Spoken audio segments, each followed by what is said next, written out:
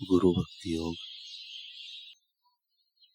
गुरु की शरणागति में जाना यही आत्म साक्षात्कार का मार्ग है। जब तक गुरु में अविचल श्रद्धा न हो तब तक किसी को भी परम सुख भोगने को नहीं मिलता। हमें अयोग्य लगता हो फिर भी गुरु जो करते हैं वह योग्य ही है। गुरु के उपदेश में अविचल और अविरत श्रद्धा सच्ची गुरु भक्ति का मूल है। गुरु सदैव अपने शिष्य के हृदय में बसते हैं। कबीर जी कहते हैं, गुरु और गोविंद दोनों मेरे समक्ष खड़े हो तो मैं किसको प्रणाम करूं। धन्य है वे गुरुदेव जिन्होंने मुझे गोविंद के दर्शन कराए। केवल गुरु ही अपने योग्य शिष्य को दिव्य प्रकाश दिखा सकते हैं। गुरु अपने शिष्य को असत में से सत में, मृत्यु में से अमरत्व में, अंधकार में से प्रकाश में और भौतिकता में से आध्यात्मिकता में ले जाते हैं। यदि कोई मनुष्य गुरु के साथ अखंड और अविच्छिन्न संबंध बांध ले तो जितनी सरलता से एक घट में से दूसरे घट में पानी बहता है उतनी ही सरलता से गुरु कृपा बहने लगती है। हर रोज गुरु की सेवा का प्रारंभ करने से पहले शिष्य को मन में निश्चय करना चाहिए कि पूर्व की अपेक्षा अब अधिक भक्ति भाव से एवं अधिक आज्ञाकारिता से गुरु की मैं सेवा करूंगा। गुरु भक्ति योग सब योगों का राजा है। गुरु भक्ति योग सब विज्ञानों में श्रेष्ठ है। गुरु भक्ति के अभ्यास से जब मन की बिखरी हुई शक्ति की किरणें एकत्रित होती है तब यह योग चमत्कार दिखाता है। आत्म साक्षात्कारी गुरुओं की वाणी से भरे हुए ग्रंथ उपरोक्ष सत्संग है।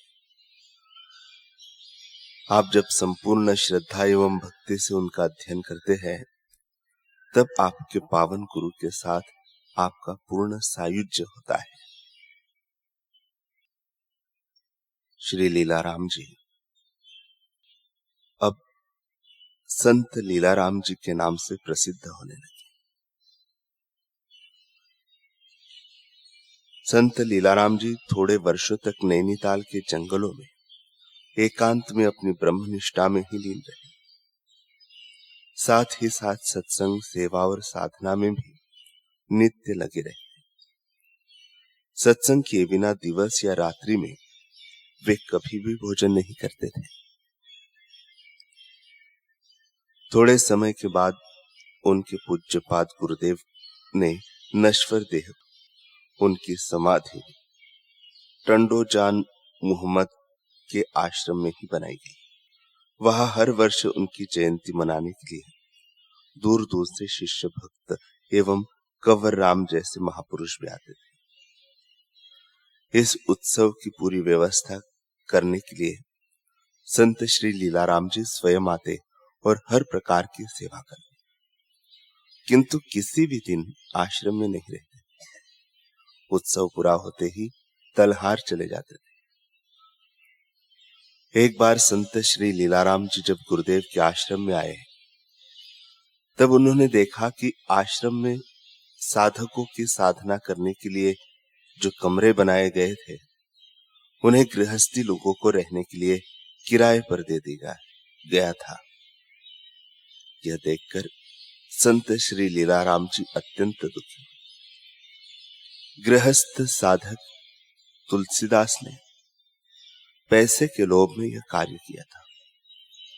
उन्होंने तुलसीदास को फटकारते हुए कहा, मोह माया के आवरण में आकर तुमने गुरुदेव के पवित्र आश्रम को गृहस्थियों के रहने की जगह बना दिया है। यह जरा भी योग्य नहीं। शिष्य के रूप में तुमने यह अच्छा काम नहीं किया। आश्रम के दूसरे गुरु भाई संत श्री लीलाराम जी से खूब डरते थे। क्योंकि अपनी वाक सिद्धि के कारण श्री लीलाराम जी जो कुछ भी बोलते थे वह होकर ही रहता था। एक बार संत लीलाराम जी किसी गांव में जा रहे थे, तब एक गरीब स्त्री अपने मृतक पुत्र को रास्ते में रखकर दूर बैठकर रो रही थी। इस बालक को अचानक रास्ते में सोया हुआ देखकर संत श्री लीलाराम जी के मुख से एकाएक निकल पड़ा, बेटा बेटा उठ उठ। संत श्री लीलाराम जी के वचन सुनकर वह मृतक बालक तुरंत उठ खड़ा हुआ और जाकर संत श्री लीलाराम जी के चरणों में जा गिरा। वह स्त्री तो यह दैवी चमत्कार देखकर दौड़ती दौड़ती आई और संत श्री लीलाराम जी के पैरों पर पड़कर खूब खूब आभार मानने लगी। यह देखकर संत श्री लीलाराम जी उस स्त्री से प्रार्थना करने लगे, हे मां, मैं तुझसे प्रार्थना करता हूं कि यह बात तो किसी से न कहना, परंतु सत्य कहां तक छुप सकता है। तब करे पाताल में, प्रकट होए आकाश, रज्जब तीनों लोक में, छिपे न हरि का दास। थोड़े ही समय में गांव के लोगों को इस चमत्कार का पता चला। लोगों को इस बात का पता चल गया है। यह जानते ही संत श्री लीलाराम जी तुरंत उस गांव को छोड़कर दूसरी जगह चल पड़े। आत्म साक्षात्कार के बाद पूज्य लीलाराम जी महाराज केवल एक ही स्थान पर न रहे, वरन जंगलों, पर्वतों एवं तीर्थ स्थानों में भ्रमण करते रहे। उत्तर भारत के पहाड़ों पर उन्होंने अनेकों उच्च कोटि के संतों, महात्माओं, सिद्ध पुरुषों एवं तपस्वियों का संग किया। पांचवें सिख गुरु अर्जुन देव ने संत महात्माओं के संग एवं महिमा का सुंदर वर्णन करते हुए कहा है, साध के संगी मुख उजल होत, साध संगी मलु सगली खोत, साध के संगी मिटे अभिमानु, साध के संगी प्रकटे सुज्ञानु, साध की महिमा बरने कौनु प्राणी, नानक साध की शोभा प्रभ माही समान।